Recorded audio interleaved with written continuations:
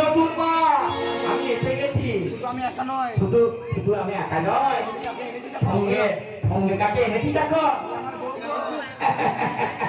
এ আমার বউ গো বউ।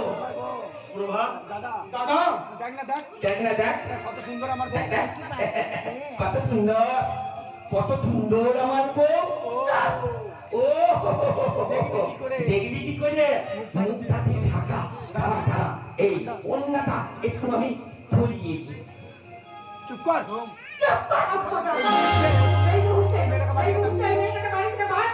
চুপ করে ভাই করে না, এ মেয়েটা আমার বউ, আমার বউ এ বাড়িতেই থাকবে।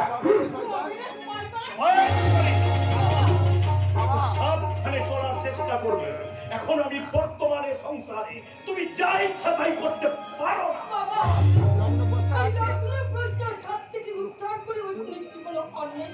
আপনারা ওকে ক্ষমা করবেন।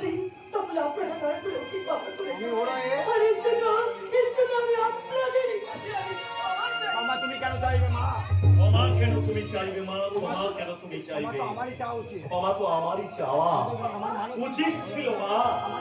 আমার মানসিক ভারসাম্য একটা ছেলে তোমার সম্মান বজায় রাখতে তোমার জীবনের হয়তো বিরাট একটা ক্ষতি করে দিয়েছে। পারলে তুমি ওকে ক্ষমা করে দিও মা।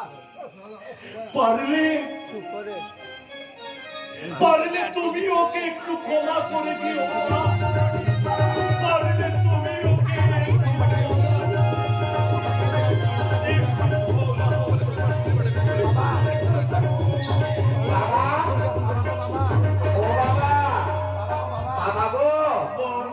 আমি বউ এনেছি, কোনো অন্যায় করেছি না।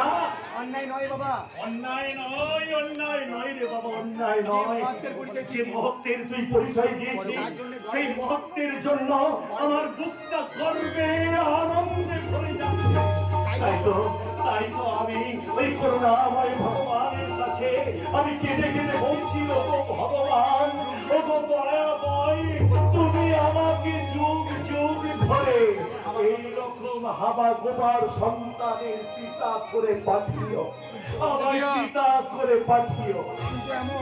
কিন্তু এই হিংস্র কূট বুদ্ধি সম্পন্ন সুস্থ সন্তানের তুমি আমাকে পিতা করে পাঠিও না ভগবান, পিতা করে পাঠিও না, পিতা করে